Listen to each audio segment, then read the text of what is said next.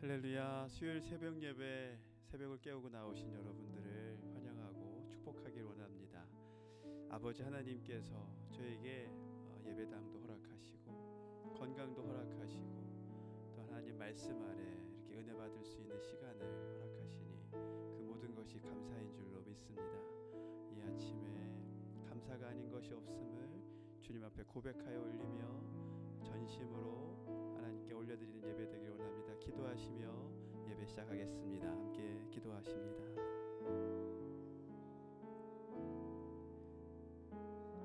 아버지 하나님, 더운 날씨도 비 오는 날도 주님 앞에 은혜입니다. 아버지, 이 자리에 올 수 있음이, 예배 드릴 수 있음이, 아버지 불러 주님 높여드릴 수 있음이 모두 감사입니다. 저희의 마음을 받아 주시옵소서. 진정한 평안 샬롬을 주님께 구합니다. 어떠한 상황도 저희를 흔들거나 아버지를 바라보지 못하게 하는 것이 없사오니 전능자이신 하나님 아버지, 모든 문제보다 크시며 모든 이름 위에 뛰어나신 이름이신 예수 그리스도의 그 놀라우신 은혜와 사랑으로 저희가 오늘 나아갑니다. 아버지, 어떤 것도 큰 문제 아니다, 별것 아니다 하시는 아버지의 그 음성을 듣습니다. 하나님, 저희를 사랑하신 그 사랑으로 옷 입고 예수 그리스도의 형제요 자매로 아버지의 자녀로 살아갑니다. 찬양을 올려드리오니 마음을 다하여 오를 때에 주님 받아주시옵소서. 주님 사랑합니다. 찬양을 올려드립니다.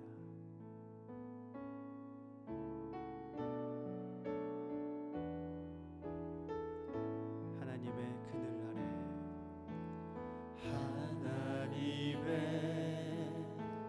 그늘 아래 내 모든 것 다 내려놓고 나 잠잠히 주를 묵상하네. 그 놀라우신 은혜를 끝이 없는 주의 사랑 강물 되어 흘러 내 영혼에 자유함 주시네. 날 새롭게 하시네.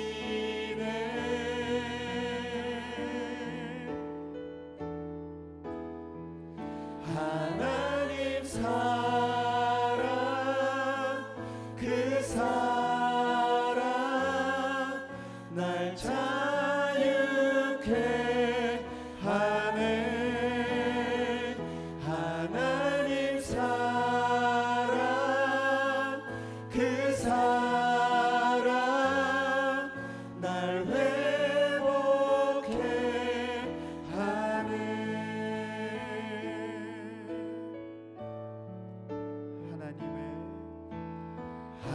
하나님의 그늘 아래 내 모든 것 다 내려놓고 나 잠잠히 주를 묵상하네. 그 놀라우신 은혜를 끝이 없는 주의 사랑 강물 되어 흘러 내 영혼에 자유함 주시네. 날 새롭게 하시네.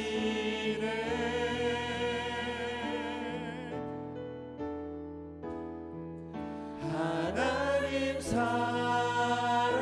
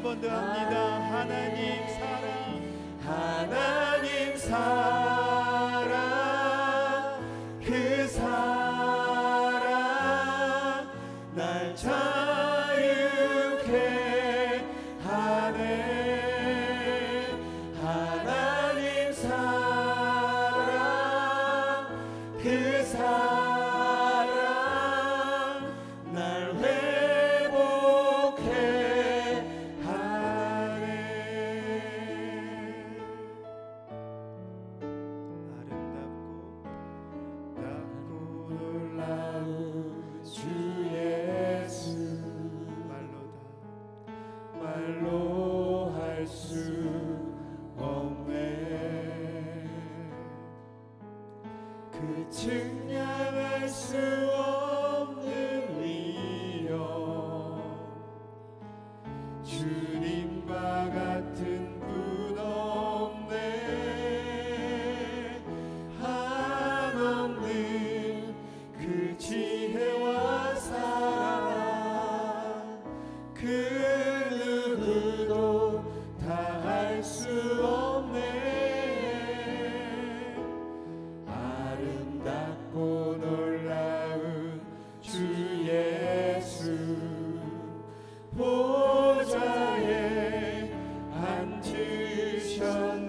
앉으셨네 주님 앞에 내가 서 있네 주 앞에 내가 서 있네 주는 거룩하신 하나님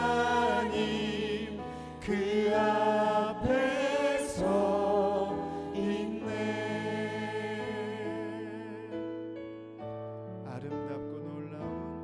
아름답고 놀라운 주 예수 말로 할 수 없네 그 측량할 수 없는 위엄 주님과 같은 분 없네 한없는 그 지혜와 사랑 그 누구도 다 할 수 없네 아름답고 놀라운 주 예수 보좌에 앉으셨네 주님 앞에 내가 서 있네 주 앞에 내가 서 있네 주는 거룩하신 하나님 그 앞에 서 있네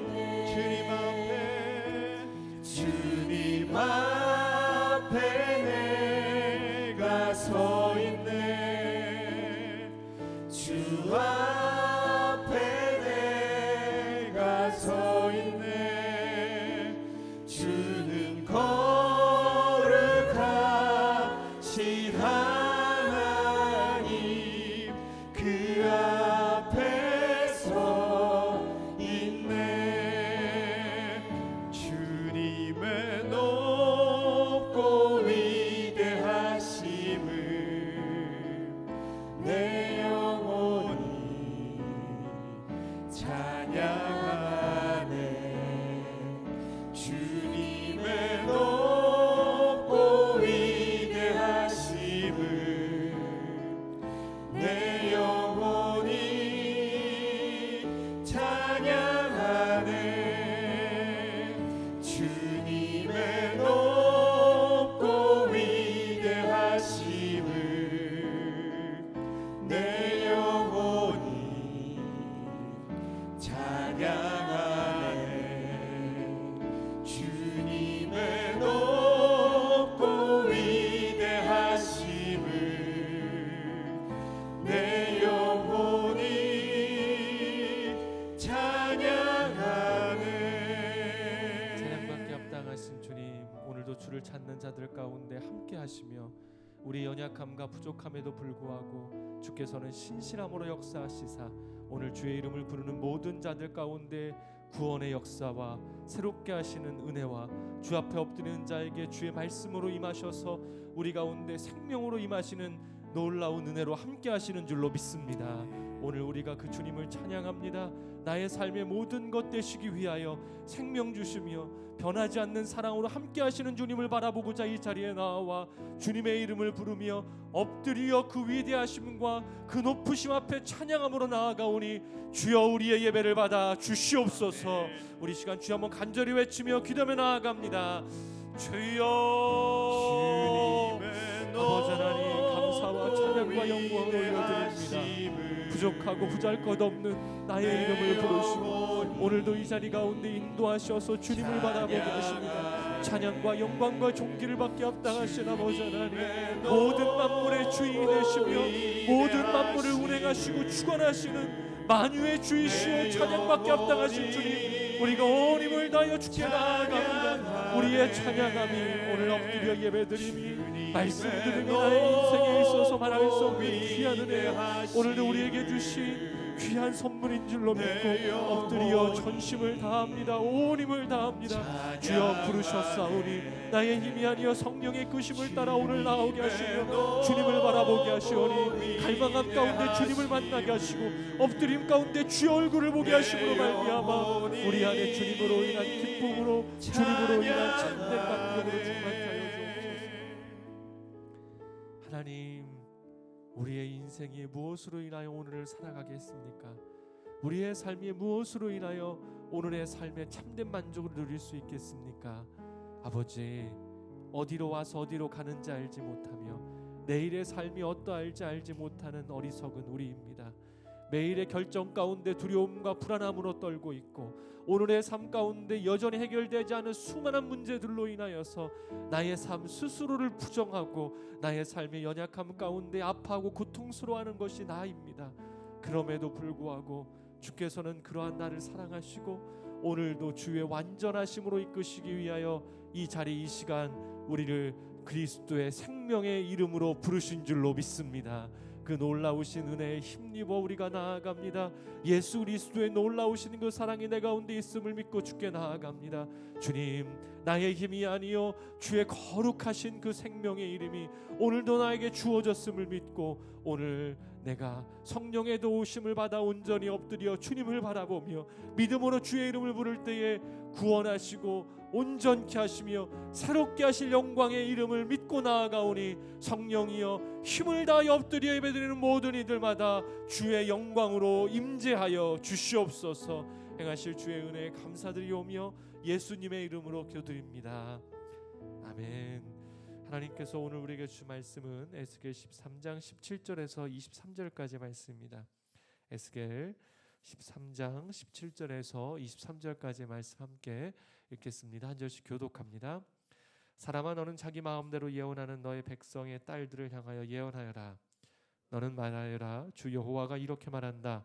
자기 팔목마다 부적을 꿰며 차는 여자들과 사람의 머리에 너울을 만들어 씌우며 영혼을 사냥하려는 여자들에게 화 있을 것이다. 너희가 내 백성들의 영혼을 사냥하고도 너희 영혼이 살 수 있을 것 같으냐? 너희가 보리 몇 줌과 빵 몇 조각으로 내 백성들 가운데 나를 모독하고 거짓말을 고지 듣는 내 백성들에게 거짓말을 해 죽어서는 안 될 사람들을 죽이고 살아서는 안 될 사람들을 살렸다. 말한다. 너희가 그곳에서 영혼들을 마치 새처럼 사냥하는데 사용하는 너희 부족을 내가 대적하겠다. 내가 그것들을 너희 팔에서 찢어내고 너희가 마치 새처럼 사냥한 바로 그들의 영혼들을 내가 해방시킬 것이다. 내가 또한 너희가 머리에 쓴 천조각을 찢어버리고 내 백성들을 너희 손에서 구해낼 것이다. 그들은 더 이상 너희의 손 안에서 먹이가 되지 않을 것이다. 그러면 내가 여호와임을 너희가 알게 될 것이다. 내가 고통을 주지 않은 의인의 마음을 너희가 거짓말로 낙담시켰고 또 너희가 악한 사람의 손을 강하게 해 악한 길에서 그가 돌아서지 않게 했고 자기 생명을 구원하지 못하게 했기 때문에 함께 읽습니다. 너희가 더 이상 허황된 것을 계시하지 못하고 점술 행위를 하지 못할 것이다. 내가 너희의 손 안에서 내 백성을 구해낼 것이다.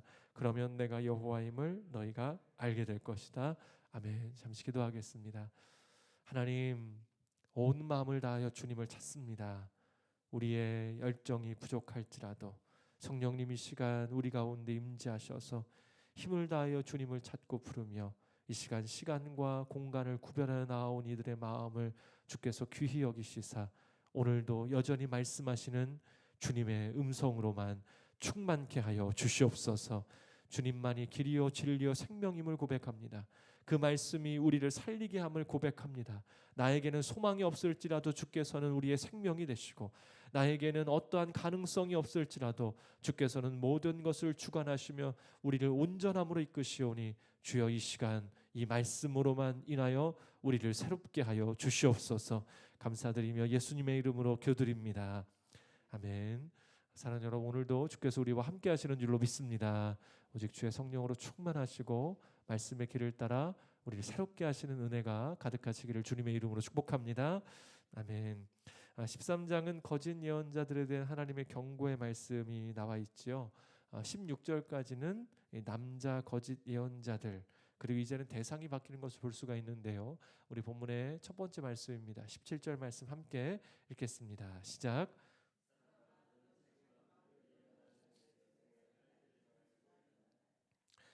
오늘 말씀을 보게 되면 대상이 바뀌었는데요. 대상이 누구인지 보이시죠?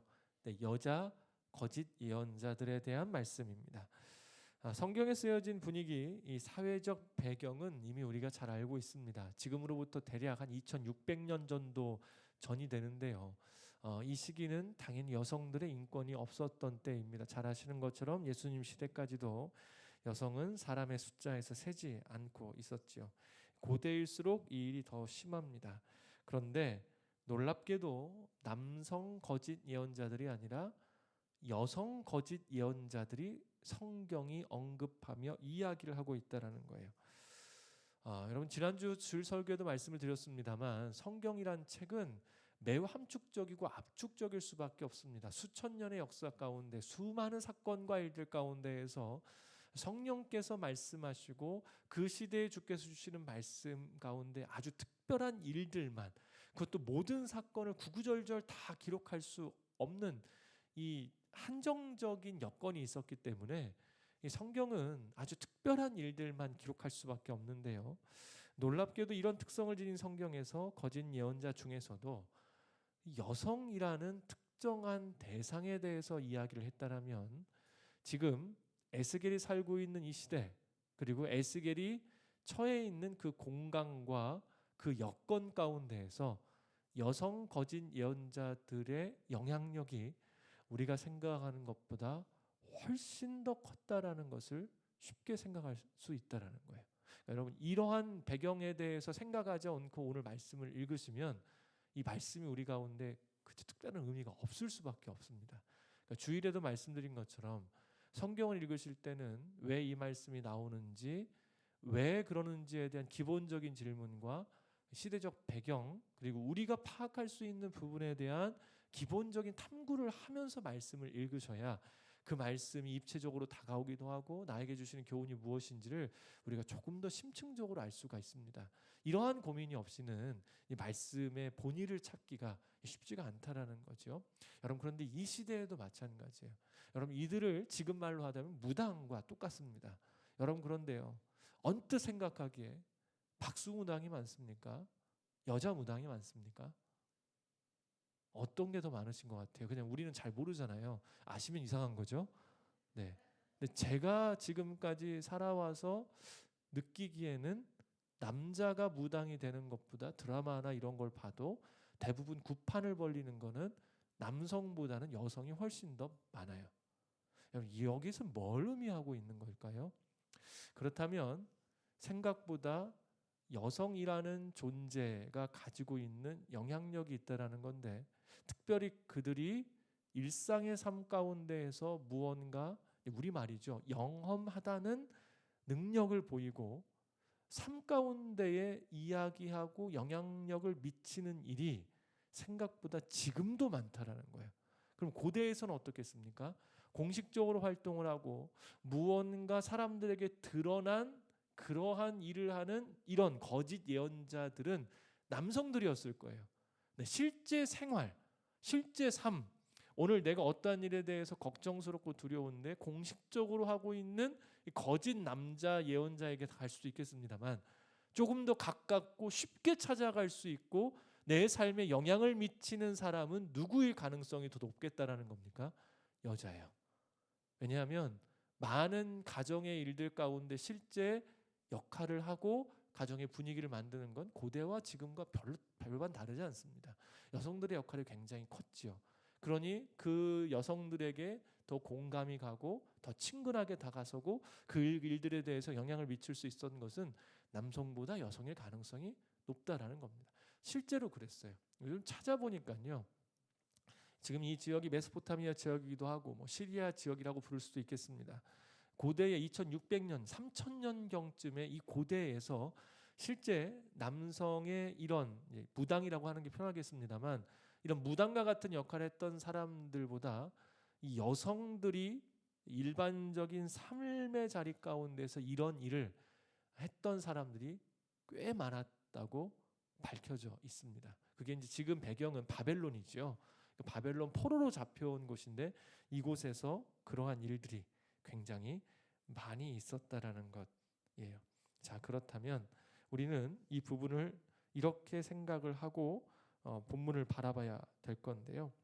에스겔 13장은 그래서 우리가 먼저 생각해 봐야 될 기본적인 이러한 배경과 더불어 왜 이러한 일이 이스라엘 사회까지 영향을 미쳤는가에 대해서는 한 가지 이유로 생각해 볼 수가 있겠습니다. 이들이 지금 포로로 잡혀왔다라고 말씀을 드렸잖아요. 그렇다면 포로로 잡혀온 이스라엘 백성들에게 가지고 있는 기본적인 심리, 마음은 어떻겠습니까? 불안하고 두려워요. 그렇다면 그 시간 가운데 무언가 의지해야 될 대상이 필요할 건데 이미 여기에 잡혀와 보니 여기에서 활동하고 있는 생각보다 많은 거짓 예언자들, 무당과 같은 존재들 중에 여성이 많았고 그게 이스라엘 사회에 급하게 침투되었고 그것을 봐왔던 어떠한 사람들이 그것을 흉내내기 시작하며 이스라엘 사회 안에서도 이러한 영향력이 미칠 수 있었다라는 거예요. 그럼 여러분, 오늘 우리가 읽은 이 말씀 가운데에서 쉽게 생각할 수 있는 한 가지는 이런 겁니다.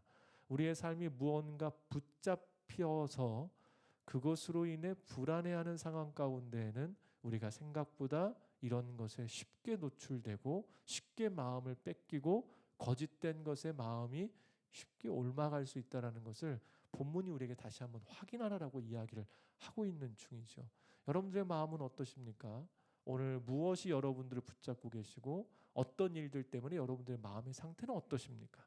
그러면 그러한 상황 가운데 나는 생각보다 쉽게 넘어가고 쉽게 무너지고 쉽게 노출되고 그래서 쉽게 오염될 수 있다는 것을 여러분 우리는 생각하셔야 된다는 거예요. 성경은 하나님을 보게 합니다. 그런데 그 하나님을 보게 하는 성경은 하나님의 거룩하심 앞에 나라는 존재가 어떠한지를 분명하게 보게 함으로 인하여 엎드리게 하는 것이 성경의 순기능이에요. 그래서 성경을 보면서 늘 확인해야 될 건 하나님의 위대하심과 나의 부족함이라는 사실을 여러분 우리가 잊어서는 안 되는 부분입니다. 자, 이제 성경은 그래서요 이렇게 이 땅 가운데에서 이스라엘 백성들마저도 바벨론에 있었던 이런 우상 문화, 거짓 점술 문화 가운데 물들어 결국 이스라엘 백성들 안에 이러한 악한 일을 행하는 자들, 특별히 여성 거짓 예언자들에 대한 특징을 우리 가운데 오늘 이제 보여주고 있는데요.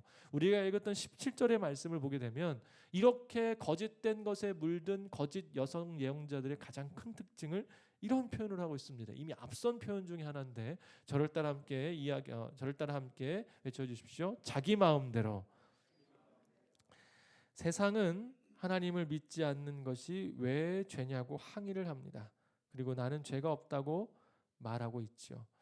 여러분, 우리는 삶과 중심 그리고 겸손함과 진실함으로 세상 앞에 그러한 질문에 답을 해줘야 될 의무가 있어요. 뭐에 대한 답입니까? 자기 마음대로 사는 것이 왜 죄인지에 대해서 보여주고 이야기해줘야 돼요. 여러분, 이게 성도의 가장 큰 능력이에요. 이건 논리적으로 설명되는 부분이 아닙니다. 삶으로 왜 자기 마음대로 사는 것이 왜 그토록 가장 큰 문제가 되는지를 여러분 우리가 보여주지 않으면 우리는 성도라고 이야기할 수도 없고 우리 안에 거룩과 경건의 능력이 실제로 없는 거예요. 여러분 이 부분에서 깊이 머무르셔야 됩니다. 오늘 우리의 삶은 실제로 어떻습니까? 자기 마음대로 사는 것 정말 죄라고 생각하십니까? 자기 마음대로 삶을 살아가는 것이 가장 큰 문제임을 여러분 스스로 인정하십니까? 오늘 거짓 여성 예언자들에 대한 이야기의 가장 첫 번째 맥락의 그들의 큰 문제는 자기 마음대로라는 거예요. 자기 마음대로 예언을 했기 때문에 하나님께서 이들을 이제 대적하시겠다라는 이야기까지 나오고 이들의 멸망의 이야기를 꺼내고 계세요. 여러분 이게 비단 거짓 예언을 해서가 아니에요. 자기 마음대로 했기 때문에 그들이 문제가 되었음을 우리가 생각하셔야 된다는 것이죠. 여러분 말씀드린 대로 하나님 앞에서 가장 큰 죄는요, 자기 마음대로 사는 겁니다. 예전에 말씀을 드렸는지 모르겠습니다만 말씀을 드렸었죠. 한 두어 차례 말씀을 드렸고 수요 성령 집회에서도 말씀을 드렸는데요. 한 목사님께서 미국에 가셨을 때 소문을 하나 들었습니다. 그 사탄경이라는 게 있다는, 사탄 바이블이 있다는 이야기를 듣고 찾아보고 싶으셨어요. 그래서 이분이 수소문을 하고 있었는데 마침 집회를 하면서도 말씀을 했더니 어떤 한 청년이 그쪽에 관련된 사람들을 알게 되어서 그 사탄경이라고 불리는, 사탄의 바이블이라고 불리는 책을 찾아왔다라는 거예요. 그래서 그 책이 너무나 궁금해서 첫 번째 장을 딱 넘겼는데 딱 한 줄이 이렇게 적혀 있더래요. 그래서 이 첫 줄을 보고 딱 덮었다고 하시더라고요. 너의 삶은 너의 것이다. 딱 보고 그냥 딱 덮었다고. 그래서 더 이상 읽을 필요도 없다라는 거예요. 여러분 세상이 이야기하는 이것은 어디서부터 출발되었을까요? 아담과 하와로부터 출발되었었죠. 여러분 아담이 뭘 원했습니까? 자기 마음대로 선과 악을 구별할 수 있기를 원했었어요. 내가 내 중심으로 내 생각으로 선과 악을 구분짓고 그래서 내가 무엇인지를 내 중심적으로 하기를 원했을 때 여러분 그들은 선악과를 따먹게 되었고 결국 타락하여 쫓겨날 수밖에 없었다라는 것입니다. 오늘 많은 일들이 있습니다. 삶을 살아가면서요, 삶은 실제로 두렵기도 하고 고통스럽습니다. 여러분 왜 우리의 삶이 이토록 고통스럽고 힘들까요? 왜 세상을 살아가는 일이 왜 그토록 힘들까요? 다 자기 마음대로 살아서 그렇습니다. 실제 그렇지 않습니까?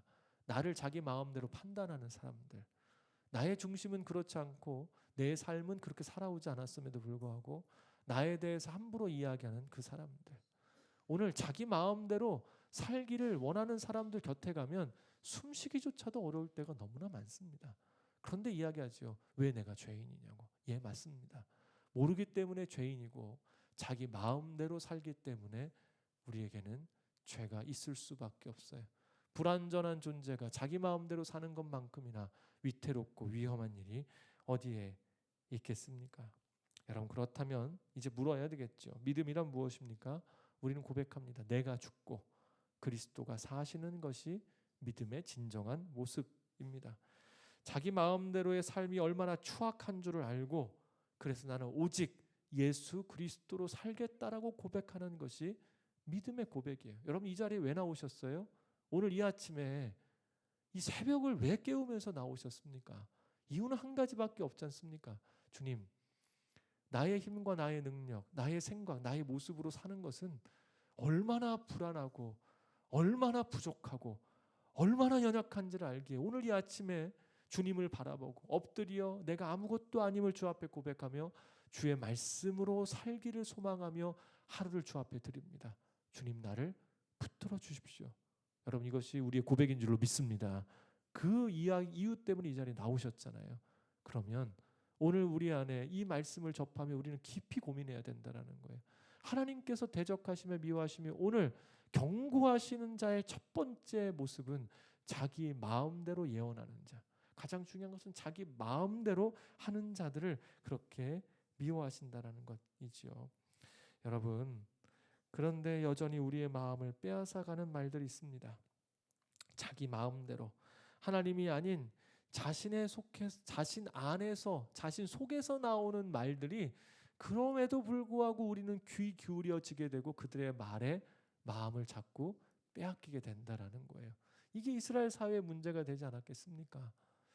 어제 선교사님 한 분과 식사를 하며 이야기를 하고 있었는데 이야기 나누던 중에 이런 말씀을 좀 나눴습니다. 최근에 소천하신 유명한 미국의 목사님 한 분 계시는데 존 메가더 목사님이라고요. 이 복음주의 계열에서 가장 탁월한 설교를 하셨던 정말 귀하신 목사님이셨습니다. 이분이 말씀하시는 가운데에서 강조하셨던 한 가지가 떠나야 하는 교회 세 가지에 대해서 이야기를 하신 내용이 있어요. 그 중에 한 가지가 이런 겁니다. 성경의 권위보다 더 높은 권위를 가진 것이 교회 안에서 드러나기 시작하면 그 교회는 반드시 떠나야 된다. 그게 사람의 말이 돼서는 안 된다라는 거죠. 목회자가 되었던 교회 임직자가 되었던 어떠한 사람도 성경의 권위보다 더 높은 권위에서 이야기를 하면 반드시 떠나야 된다는 거예요. 여러분 이걸 지금 우리말로 하면 오늘 본문의 말로 하면 뭐라고 이야기할 수 있겠습니까? 자기 마음대로 성경보다 더 높은 권위로 이야기하고 생각하고 말하는 것 얼마나 위험한지를 오늘 다시 한번 우리에게 생각하는 중요한 부분입니다. 여러분 늘 주의해야 돼요. 우리 자신도 그렇지만 나도 모르게 나도 그러한 마음이 있다라면 자기 마음대로 이야기하는 그 말에 괴로우면서도 또 한 부분에서 내가 그 말에 귀 기울이고 있다라는 것을 우리는 보게 된다라는 거예요. 그럼 물어봐야 될 한 가지 중요한 게 있죠. 왜 우리는 이 거짓 예언자들처럼 자기 마음대로 이야기하는 사람들의 말에 귀 기울이게 되는 것일까? 자, 이 부분은 저희가 설교 마지막 부분에서 다시 한번 이야기하도록 하겠습니다. 자, 하나님께서 이제 이들에게 하실 말씀을 에스겔에게 주셨어요. 이미 그들이 어떠한 존재인지를 에스겔이 밝히면서 하나님께서 그 말씀을 주시는데 우리 18절 말씀 함께 읽어보도록 합니다. 18절입니다. 시작.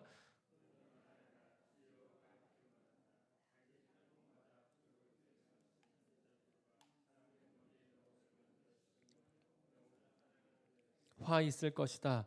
너희가 내 백성들의 영혼을 사냥하고도 너희 영혼이 살 수 있을 것 같으냐. 자, 이들의 특징이 있는데요. 자기 마음대로 예언하는 그 거짓 여성 예언자들 가운데 두 가지 중요한 특징이 드러납니다. 첫 번째는 팔목의 부적을 꿰어찼다라고 이야기를 하고 있어요. 우리는 부적하면 종이에 쓰는 걸 생각하고 있는데 이들이 한 건 좀 다릅니다. 팔에요. 이 부드러운 천에 부적 같은 어떠한 술을 놓아서 여기에 꿰어차는 거예요. 그래서 여기 이렇게 무언가를 꿰어찬 다음에 이것이 자신 안에 있는 영험한 능력을 나타내는 것처럼 보여주는데 이 당시에 고대 근동 곧 바벨론 지역에서 나타났던 여러 형태들의 모습을 보게 되면 이 팔에 차는 것은 신 혹은 어떤 영혼을 조종할 수 있는 특별한 능력이 있다라고 그들 가운데 믿었었어요. 그런 이러한 모습 자체가 위협적이 되는 겁니다. 자, 두 번째인데요. 말씀을 보게 되면 머리에 너울, 이건 천이라고 보는 게 맞는데 천을 누군가에게 씌워주는 거예요. 누군가 씌운다라고 표현하고 있습니다. 자, 왜 천을 상대방의 머리에 씌울까? 이것도 조사해 보면 굉장히 특징적인 한 가지가 있는데 아무 천이나 씌우지 않습니다. 그 사람의 키에 덩치에 맞는 천을 특별히 제작을 해요. 그리고 그것을 그 사람 위에 씌운다는 겁니다. 여러분 보통 머리에 뭔가를 씌운다라는 것을 생각해 보면 이게 어떤 행동과 비슷합니까? 그물을 던지는 것과 비슷하겠죠. 그래서 머리에 그런 것들을 씌운다라는 것은 두 가지 의미가 있는데요. 외부의 어려움으로부터 너를 보호하겠다, 이게 덮어주겠다라는 것과 동시에 그러한 영향력으로 덮어주면 그 덮여진 사람은 어떻게 되겠습니까? 덮은 사람의 능력 아래 속박된다라는 의미, 동시에 두 가지가 있는 거예요.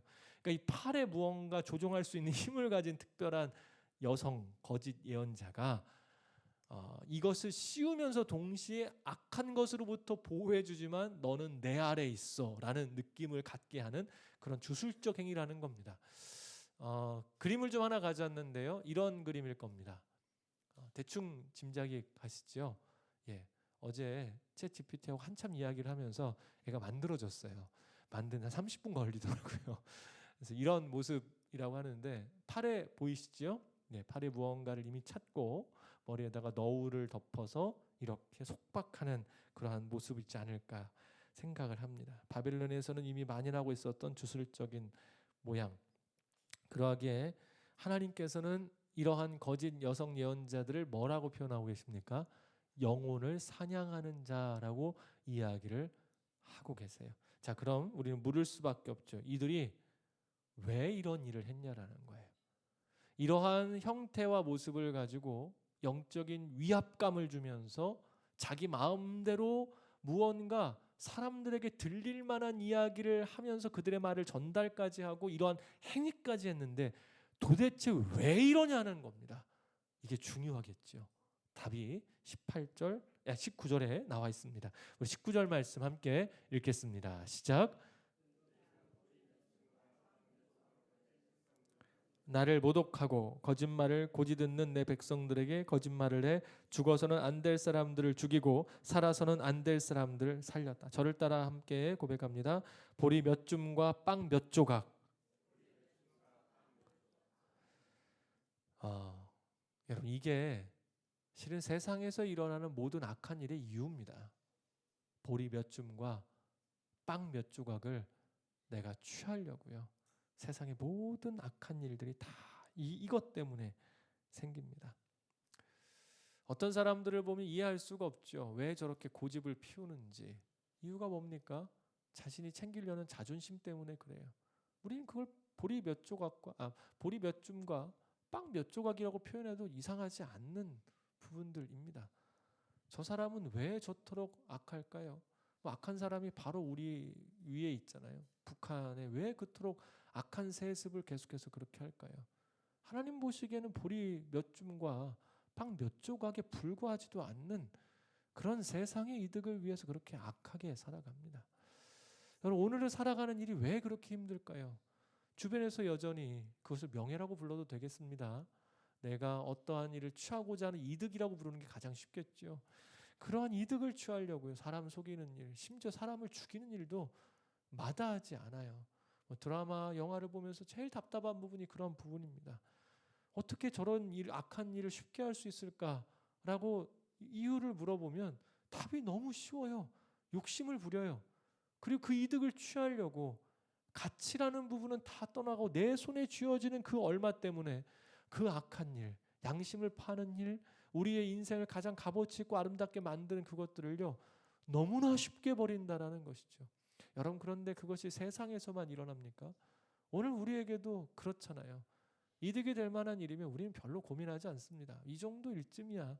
그냥 하는 일들이 우리 가운데도 타협하는 것들이 너무나 많아요. 내 옆에 있는 사람에게 좋지 않은 말들을 던질 때가 있습니다. 여러분, 왜 그렇습니까? 내 자존심 때문에요. 나의 이득, 내가 지금 취하려고 하는 어떤 것 때문에 나는 도무지 못 죽겠다라는 거예요. 그 사람 앞에서 내 자존심을 굽히는 일 너무나 힘들다라는 거예요. 미안하다는 말 못하겠다라는 겁니까? 왜요? 그 보리 몇 줌과 우리 손에 주어지는 빵 몇 조각 때문에 도무지 못하겠다라는 겁니다. 여러분, 어떠십니까? 삶을 살아가시면서 미안하다는 말이 더 많으세요? 아니면 내 의견이 맞고 내 말이 맞아야 되는 경우가 훨씬 더 많으십니까? 우리는 왜 그렇게 살아갈까요? 여전히 내가 취하려고 하는 어떤 이득, 말씀드린 것처럼 그건 자존심이 될 수도 있고 명예가 될 수도 있겠습니다. 돈의 이익이 될 수도 있고 상황의 여건의 유익이 될 수도 있겠죠. 우리는 그 몇 조각, 그 하나님께서 보시기에 아무것도 아닌 것들 때문에 여전히 그 다른 사람의 영혼에 대하여서 그들이 어려워하고 힘든 것에 대해서 우리는 굽히지 않는 모습이 여전히 우리 안에 있다라는 것이지요. 특별히 오늘을 살아가면서 삶이 참 회의적이고 어려운 이유가 여기에 있습니다. 정치인들을 보면 거짓을 밥 먹듯이 이야기합니다. 한 번 더 물어볼까요? 왜 그들이 그럴까요? 보리 몇 줌과 빵 몇 조각 때문에 그렇습니다. 그들에게 다가올 이득 때문에 우리에게 지켜야 될, 목숨을 걸고 지켜야 될 중요한 가치들은 더 이상 세상에 아무것도 아니라는 거죠. 여러분, 그래서 주의하셔야 될 한 가지가 있어요. 지금 우리나라가 근간으로 가지고 있는 사회경제적 활동의 가장 중요한 한 가지의 근간이 뭡니까? 자본주의라는 거죠. 여러분, 자본주의는 우리에게 좋은 건 아닙니다. 돈이 근간이 된다라는 거예요. 굉장히 위험한 겁니다. 그런데 나도 모르게 공산주의와 반대된다고 해서 우리가 자본주의를 좋은 것으로 여기기 시작하면 여러분 여기에는 큰 문제가 있습니다. 하나님께서 재물과 하나님 겸하여 섬길 수 없다라고 이야기했거든요. 자본주의는 돈이 우선됩니다. 그러니 지금 이야기하고 있는 보리 몇 줌, 빵 몇 조각을 취하려면 내 모든 걸 다 팔아서라도 그것이 나에게 유익이 되면 오늘 그것을 할 수 있게 만드는 것이 이 자본주의 사상입니다. 그런데 이 자본주의는 본래 이렇게 발전하지 않았었어요. 자본주의가 발전하게 된 원동력에는 본래는 기독교 사상이 있었습니다. 하나님 앞에 성실하여 주께서 허락하신 삶 가운데 오늘 우리가 거짓이 없고 양심을 따라 청지기적 삶으로 살아가고자 했던 것이 본래는 자본주의 사상을 일으켰던 가장 중요한 부분이었었어요. 그런데 이 체계가 만들어지는 데 있어서 사람들의 욕심이 오늘 본문에 나와 있는 것과 같이 이제 가치와 우리 안에 주신 선한 양심들을 위하여서 일하지 않고 중심적인 가치가 바뀌기 시작하면서 오늘 지금의 같은 사회가 될 수밖에 없었다라는 것이죠. 그래서 일어나는 일이 무엇입니까? 우리는 어떤 것보다 이걸 주의해서 봐야 되는데요. 오늘 우리가 읽었던 19절에 이런 표현이 나와 있습니다. 하나님을 모독하고 죽어서는 안 될 사람들을 죽이고 살아서는 안 될 사람들을 살리는 것이 결국 이 보리 몇 줌과 빵 몇 조각을 취하기 위해서 하는 행동으로 인해 이런 일들이 일어난다는 거죠. 여러분, 만약 오늘 우리가 내 손에 쥐어지는 것들 그 자체만을 위해서 그런 악한 일을 한다면 그것은 덜 죄스러운 일입니다. 그런데 그 행동의 결과는 어디를 향하게 된다고요? 하나님의 이름을 모독하는 일로 반드시 귀결됩니다. 생각하셔야 돼요. 오늘 나의 유익, 나의 욕심을 쫓아 어떠한 말을 내뱉어요. 내 자존심을 못 꺾게 써서 그 일을 그냥 해요. 이 일에 대해서 어느 순간부터 너무 쉽게 해온 세상의 일들이 나에게 너무나 익숙하게 하고 있어요. 여러분, 그런데 그 끝이 어떻게 된다고요? 하나님을 모독하게 돼요. 살아서는 안 될 사람을 살리고 죽어서는 안 될 이들을 죽이는 일들이 될 수 있음을 여러분 반드시 기억하셔야 됩니다. 오늘 우리는 그러한 세상에 살고 있고 사람들은 그 끝이 그렇게 가고 있는 것조차 모른 채 오늘 내 앞에 이 아주 근시안적인 이득을 위하여서 오늘의 삶이 그렇게 망가지고 세상이 그래서 무너지고 있는 것들을 모르고 있기 때문에 이러한 일들이 있다라는 것이죠. 그래서 그 일의 원인을 두 글자로 뭐라고 표현합니까? 욕심이라고 이야기할 수가 있어요. 자, 여러분, 그래서 묻습니다. 이러한 자들을 하나님께서 어떻게 하시겠다고 말씀하십니까? 이제 본문의 마지막 절까지 함께 읽는데요. 우리 20절부터 23절까지의 말씀 함께 읽겠습니다. 시작. 너희가 그곳에서 영혼들을 마치 새처럼 사냥하는 데 사용하는 너희 부족을 내가 대적하겠다. 내가 그것들을 너희 팔에서 찢어내고 너희 마치 새처럼 사냥한 바로 그 영혼들을 내가 해방시킬 것이다. 내가 또한 너희가 머리에 쓴 천조각을 찢어버리고 내 백성들을 너희 손에서 구해낼 것이다. 그들은 더 이상 너희 손 안에서 먹이가 되지 않을 것이다. 그러면 내가 여호와임을 너희가 알게 될 것이다. 내가 고통을 주지 않은 의인의 마음을 너희가 거짓말로 낙담시켰고 또 너희가 악한 사람의 손을 강하게 해 악한 길에서 그가 돌아서지 않게 했고 자기 생명을 구원하지 못하게 했기 때문에 너희가 더 이상 허황된 것을 계시하지 못하고 점술 행위를 하지 못할 것이다. 내가 너희 손 안에서 내 백성을 구해낼 것이다. 그러면 내가 여호와임을 너희가 알게 될 것이다. 아멘. 말씀을 마무리할 시간이 됐죠. 여러분, 이들은 거짓 예언자예요. 그럴 수밖에 없어요. 여러분, 예언자라는 것이 본래 어떤 뜻인 줄 아십니까? 제가 이것도 한두 번 정도 말씀드렸는데요. 예언자라는 히브리어 원어 단어는 나비라는 단어입니다. 두 가지 의미가 있어요. 부르다, 그러니까 부르심을 받다, 불러서 이곳에 있다 부르심. 또 한 가지는 선포하다, 외치다라는 말이 있어요. 그래서 이 예언자라는 의미는요, 우리가 생각하는 미래의 일을 이야기하는 것이 예언자가 아니에요. 두 가지 의미가 뭐겠습니까? 하나님의 부르심이 있다는 첫 번째 정체성. 그래서 하나님이 주시는 말씀을 선포하거나 풀어 이야기하는 자가 예언자입니다. 그러니까 예언이란 주님이 주시는 말씀이 과거의 일이든 현재의 일이든 미래의 일이든 이야기하는데 그 중에서는 일어날 일들에 대해서 이야기해 주시기 때문에 예언도 할 수 있는 것에 불과한다라는 거예요. 그래서 예언의 핵심은 주님의 말씀에 있는 것이지 일어날 일에 있지 않아요. 여러분, 그러면 오늘 언급되고 있는 이 거짓 여성 예언자들은 어떤 사람들일까요? 예언자라는 말에 합당하지 않은 존재입니다. 그럼에도 불구하고 어떤 일을 하고 있어요? 거짓 예언자로, 그러니까 예언자로서 활동을 하고 있다는 게 문제죠. 제가 주일 설교 때 이거 몇 차례 말씀을 드렸던 건데요. 모든 존재가 가장 행복한 상태는 어떤 상태일까요? 여러분 생각해 보셨어요? 행복하고 싶으시잖아요. 네, 제가 지금 오래간만에 새벽 설교하고 있죠. 네, 가끔 이런 이렇게 느낌이 있을 때가 있습니다. 행복하고 싶으시잖아요. 어떤 때가 가장 행복할까요? 예, 내가 받은, 그러니까 내가 본래 있는 이 존재로서의 정체성이 잘 드러날 때 가장 행복합니다. 강대상은 강대상의 역할을 할 때 가장 빛나죠. 또 말씀드립니다만 마이크는 마이크 역할을 할 때 가장 빛나요. 최영만이 들고 있으면 추파춥스 같잖아요. 그 무수개 소리로 그렇게 합니다만, 여러분 제가 이걸 가지고 갑자기 어디에 못을 받거나 그러면 이 역할이 안 되는 겁니다. 예언자는 어떠할 때 진짜 예언자가 될 수 있습니까?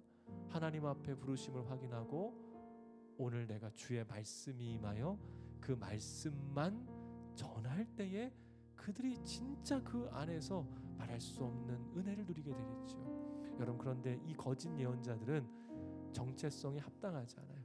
그러니 스스로가 지금 어떠한 삶을 살고 있습니까? 무언가를 취할 수는 있겠죠. 눈에 보이는 것에 만족이 있을 수 있겠습니다만 이미 그 영혼은 지옥 안에 있다라는 거예요. 이미 지옥이에요.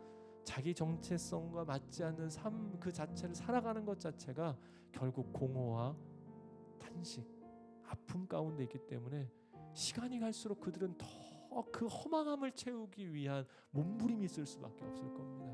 그 자체가 지옥이에요. 우리 생각해야 돼요. 주께서 나를 어떠한 사람으로 부르셨나, 어떠한 존재로 부르셨나. 그래서 주님의 부르심을 오늘도 확인하고 주께서 나에게 주신 삶의 정체성을 오늘도 알아 그것으로 힘들지만 살아가는 것이 우리 안에 다시는 공허하지 않을 삶의 모습이 될 수 있다는 것이죠. 여러분, 그런 더 큰 문제가 한 가지가 있습니다. 하나님께서 오늘 우리가 읽었던 이 말씀을 통해 보니까 이렇게 하나님께서 부르신, 하나님께서 우리의 삶 가운데 주신 그 계획으로 가지 않는 그들을 이제는 결국 어떻게 하시겠다라고 말씀하십니까? 내가 너를 대적하겠다라고 이야기하고 있어요. 삶을 살아오시면서 한 가지 지혜가 우리 안에 있습니다. 그건요, 절대 적이 돼서는 안 될 사람을 등져서는 안 된다라는 거예요. 여러분, 그 정도 우리가 너무 잘 알고 있지 않습니까? 절대 적으로 만들어서는 안 되는 사람이 있어요. 여러분, 그게 누굴까요? 사람으로 하자면 그게 누구겠습니까? 네, 각각 다르실 수 있겠죠. 아마 그 사람 중에 한 사람은 나와 가장 가까운 이들일 겁니다. 사랑하는 관계 가운데 있는 이들과는 여러분 절대 등져서는 안 돼요. 예. 근데 그게 우리 인생의 가장 중요한 분이라고 한다면 하나님이겠죠. 하나님과 대적이 된다. 여러분, 감당하실 수 있겠습니까? 만왕의 왕이신 주님께서 우리를 대적하신다. 여러분, 감당하실 수 있겠어요? 그런데 오늘 너무 무서운 말씀이 나옵니다. 그래서 우리가 지금 읽으셨던 20절부터 23절을요 가볍게 읽을 말씀이 아니에요. 여러분, 이들의 끝이 뭐라고요? 하나님의 적이 된다는 거예요. 너희가 가지고 있는 너를 드러내는 가장 중요한 것을 하나님께 직접 찢어버리시겠다고 말씀하신다는 거예요. 너에게 가장 중요한 것을 내가 아무것도 아닌 것처럼 만들어버리시겠다고 말씀하고 계세요. 어떠한 자들에게요? 하나님과 대적이 된 자들. 그런데 그들이 누구라고요? 오늘 말씀을 보게 되면 보리 몇 줌과 빵 몇 조각을 위해서 일하는 자들입니다. 그것 때문에 어떠한 영혼들을 자기 마음대로 사냥하듯 그 영혼에 대해서 바라보지 않고 오늘 나의 유익 때문에 살아가는 그 자들을 하나님께서 대적하는데, 여러분, 그들의 실체가 오늘 뭐라고 이야기했습니까? 자기 마음대로 예언하며 살아가는 사람들이 그 실체라는 거예요. 그래서 생각해야 됩니다. 오늘 내 삶은 하나님의 적이 되는 삶을 살고 있는가, 그렇지 않은가? 여러분, 그런데 하나님께서 그들을 적으로 삼으실 수밖에 없는 이유가 여기 있습니다. 어떠한 영혼들을요 마음대로 유일인하여 조종하고 그 영혼들을 몰락시키기 때문에 그래요. 오늘 우리는 어떠한 삶을 살고 계세요? 나와 같이 있는 그 영혼의 삶을 우리는 복돋아 주고 새롭게 하고 힘을 주고 생명을 흘려보내는 자로 있습니까?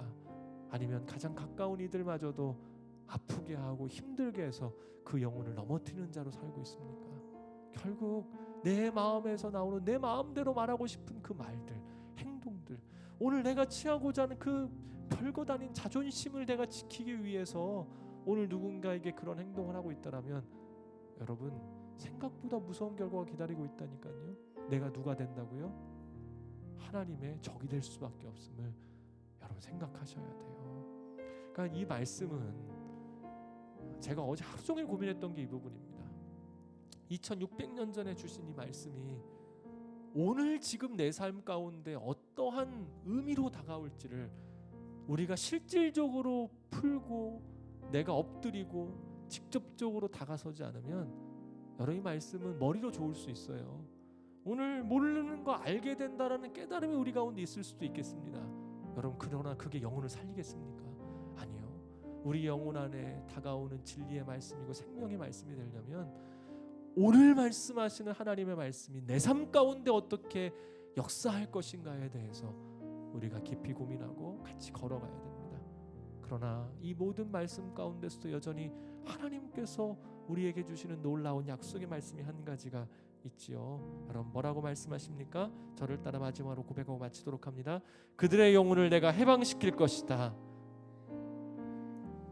사랑하는 여러분, 하나님의 백성 세상의 일들로 인하여서 얽매임을 당하고 우리가 곤고한 지경에 있을지라도 하나님만이 우리의 도우심이 되실 줄로 믿습니다. 그래서 오늘 살아가시면서요, 내가 그러한 자리, 자기 마음대로 예언하여 내 손에 쥘 것 때문에 누군가를 몰락시키는 자리 가운데 있지 않는 것도 중요하겠습니다만 그런 악한 자들이 우리 주변에 너무나 많잖아요. 그러므로 인해서 내가 어려워질 수 있어요. 내 마음이 무너질 수 있어요. 세상의 그러한 흐름 때문에 내가 너무나 고통스러울 수 있다라는 겁니다. 여러분 그 고통의 시간들 가운데 주께서 우리를 어떻게 하신다고요? 하나님께서 우리를 능히 건져내실 줄로 믿습니다. 주께서 우리를 그렇게 새롭게 하실 거예요. 그리고 이제 마지막 질문이 하나 남아있죠. 이들은 왜 그렇게 자기 마음대로 예언하는 자들의 말에 마음을 빼앗겼을까? 이미 답을 드렸었습니다. 불안하고 두렵기 때문에 그래요. 힘들고 어렵다 보면 내가 듣고 싶은 말을 들으려고 해요. 우리 인생이 실제 그렇더라고요. 그래서 어제 저의 화두는 몇 가지가 있었는데 말씀을 묵상하면서 이 부분이었어요. 우리는 들어야 할 말을 듣는 사람일까? 듣고 싶은 말을 듣는 사람일까? 근데 우리 존재 자체가 불완전하기 때문에 불안함과 어려움이 있을 때 우리는요 자꾸 듣고 싶은 말에 우리의 귀를 기울이려고 하는 습성이 있습니다. 사랑하는 여러분, 이제 우리가 다시 한번 결단해야 된다라는 거예요. 오늘 우리의 삶 가운데 우리는 들어야 할 말을 듣고 그래서 서야 할 자리에 서고 함께 해야 될 분과 함께하고 지켜야 될 것들을 지키는 것이 너무나 중요합니다. 그런데요, 이 듣고 싶은 이야기가 들려지는 그 시간이 불안함과 두려움 가운데 있는 시간인데 이때가 내가 누구인지가 드러나는 시간이기도 합니다. 사람은 불완전하잖아요. 연약할 때, 힘들 때, 두려울 때, 아플 때 우리는 우리 본래 자신과 직면하게 돼요. 내가 괜찮을 때는 내가 괜찮은 사람인 줄 알아요. 그런데 여러분 아시잖아요. 내가 얼마나 연약한 사람인지를 우리는 알고 있음에도 자꾸 잊으려고 합니다. 그 불안한 시간 나를 직면할 때 이때가 바로 전환의 시간입니다. 악한 영들, 듣고 싶은 이야기를 하는 것에 마음이 빼앗겨서 내가 거기로 갈 것인가? 아니면 진정한 나의 생명이 되신 그 주님께 나아가 나의 연약함을 고백하고 내가 죽고 주님으로 인해 다시 살 것인가? 바로 이때가 어느 길로 갈 것인지에 대한 전환의 시간이에요. 여러분 약할 때 주님이 우리의 도움이 되실 줄로 믿습니다. 그렇다면 이제 그 약함 가운데 오히려 강함이 되시는 주님 붙잡으십시오. 그리고 오늘 말씀의 길을 따라 온전히 나아가 오히려 생명을 살리고 주의 역사를 이루는 우리 모두가 되기를 주님의 이름으로 축복합니다. 함께 기도하며 나아가도록 하겠습니다. 우리 함께 이 시간 기도할 때에요, 먼저 이스라엘 백성들이 처해 있었던 이 모습을 우리의 삶 가운데 다시 한번 고백하십시다. 사랑하는 여러분, 정말 우리가 생각해야 될 중요한 부분이 이 부분입니다. 이들이 바벨론 포로로 잡혀와 있지요. 삶이 불안하고 어렵고 답답해요. 그러니 듣지 않아야 될 이야기들 앞에 듣고 싶은 이야기가 들리니 자꾸 우리의 마음이 쏠리는 겁니다. 그것을 자꾸 잡으려고 그러는 거예요. 앞서 말씀드린 존 메가더 목사님께서요 말씀하신 떠나야 될, 이 교회를 떠나야 될 때가 언제인가를 이야기한 것 중에 한 가지가 또 이런 부분이 있어요. 번영, 모든 것이 잘 될 것이다, 평안하다라는 주님의 길은 좁고 험하잖아요. 예수 그리스도께서는 단 한 번도 우리 가운데 세상에서 너희가 잘 될 것이다라고 이야기하신 적이 없어요. 나의 길은 좁고 험하다라고 말씀하십니다. 물론 주께서 허락하신 부요함 충분히 있을 수 있습니다. 그러나 여러분, 우리의 삶은 주님을 따르는 길입니다.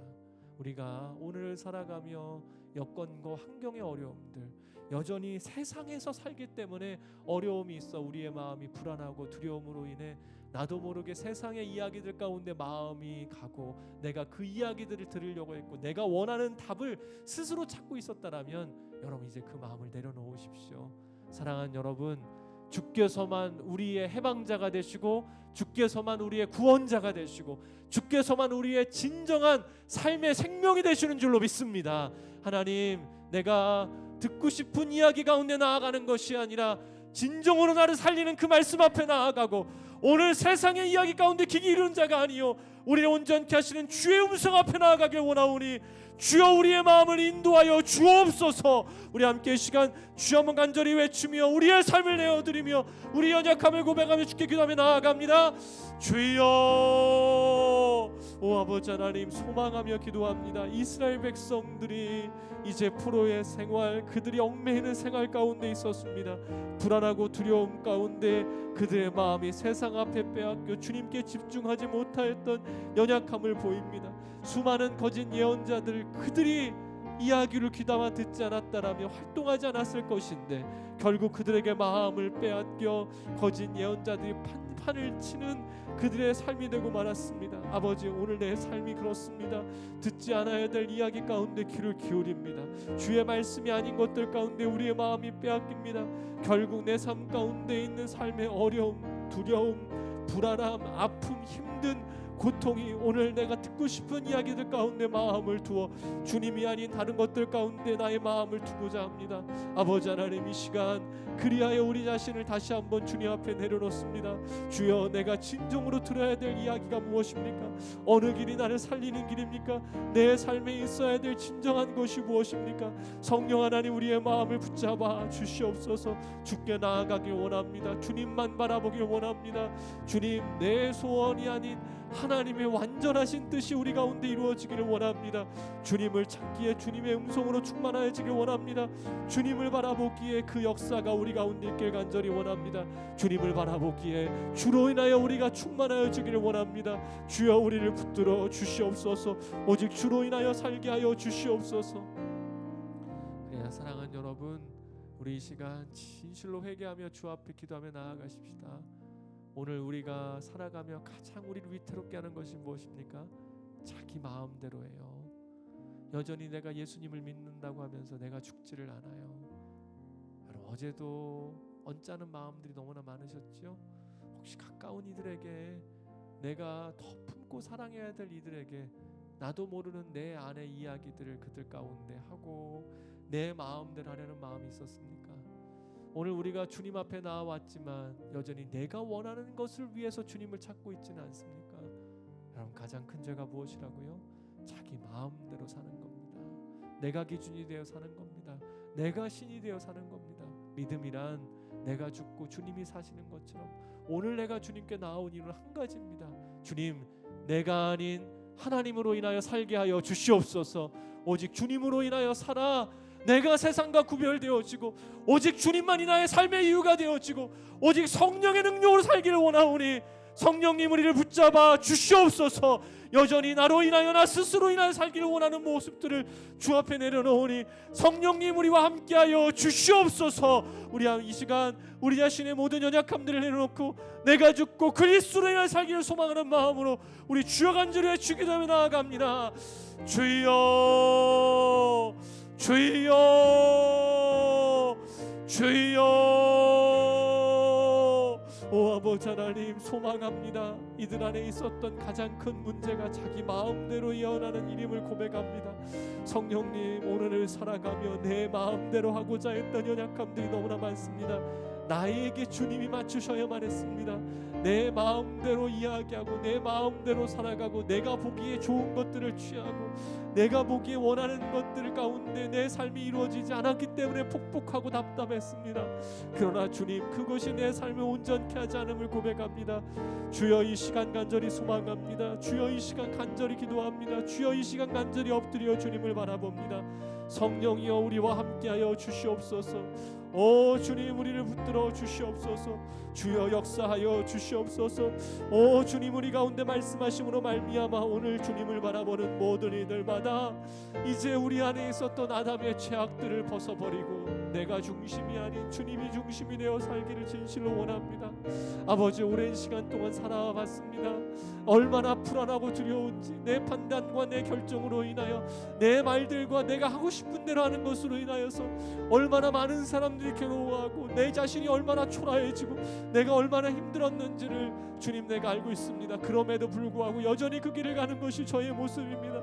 성령님, 이 시간 진실로 엎드려 내가 죽기를 다시 한번 소망합니다. 주님, 주님, 모든 삶의 시간 가운데 주님을 바라보며 이제 주로 인하여 살기를 원하며 오직 주님으로 인하여서만 온전케 되기를 원합니다.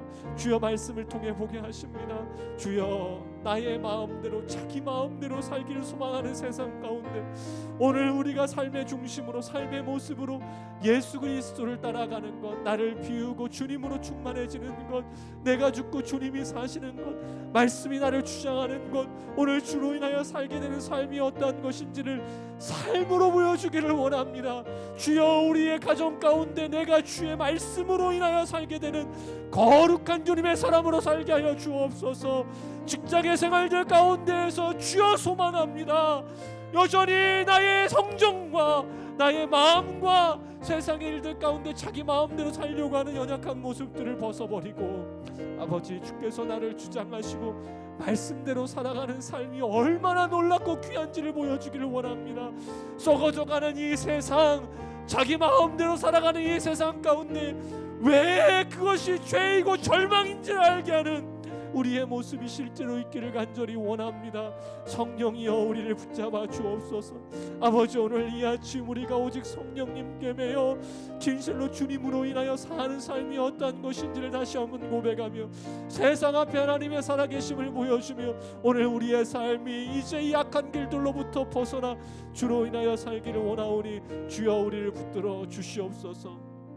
우리 시간 마지막으로 함께 기도할 텐데요, 사랑하는 여러분, 결국 이 모든 일들이 무엇 때문에 이런 악한 일들을 행하게 됩니까? 우리가 말씀을 통해 계속 바라보고 생각했던 것처럼 결국 볼이 몇 줌입니다. 방 몇 조각이에요. 내 자존심 챙기고 오늘 나 스스로를 위하기 위해서 오늘 우리가 그 악한 일을 너무나 서슴지않아요. 이 시간 성령께서 말씀하셨을 때 우리 안에 누군가에게 내 자존심을 세우기 위해서 했던 악한 말들이 있더라면, 내 중심이 되어서 누군가에게 그러한 일들을 너무나 쉽게 한 부분들이 우리 안에 있다라면 사랑하는 여러분, 우리 회개하십시다. 말씀이 우리를 주장할 때 우리 엎드리십시다. 그리고 또 한 가지요, 오늘 삶의 시간들 가운데 여전히 놓지 못하는 것들이 있다라면 주님 앞에 다시금 그 손을 펼치십시오. 비울 때에야 비로소 주께서 우리를 주장하실 줄로 믿습니다.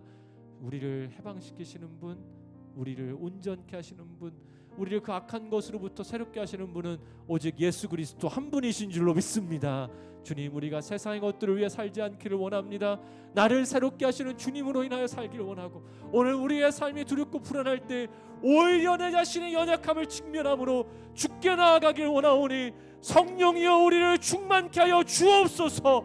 우리의 세상을 쫓는 모습을 과감히 벗어버리고 주님으로 인하여 충만하길 원하오니 주여 우리 안에 역사하여 주옵소서. 우리 이 시간 주여 간절히 외치며 기도하며 나아갑니다. 주여 주여 주여. 오 아버지 하나님, 찬양과 영광을 올려드립니다. 다시금 우리의 자신을 돌아보게 하시고 이 말씀 앞에 우리 자신을 보게 하십니다. 주님, 내가 오늘 무엇을 위해 그토록 목소리를 높였습니까?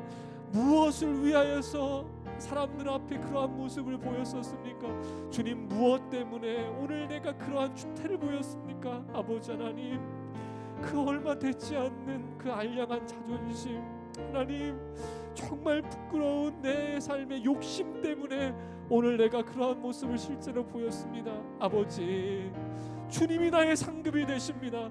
주님이 오늘 나의 삶의 이유가 되십니다. 주님이 오늘 나의 모든 것이 되십니다. 성령이여, 이 시간 간절히 소망하며 엎드려 기도합니다. 주님, 나의 모습이 진실로 이러한 것들에 더 이상 매여 있지 않기를 원합니다. 주여, 오늘 내 모습이 진실로 세상을 따르지 않기를 원합니다.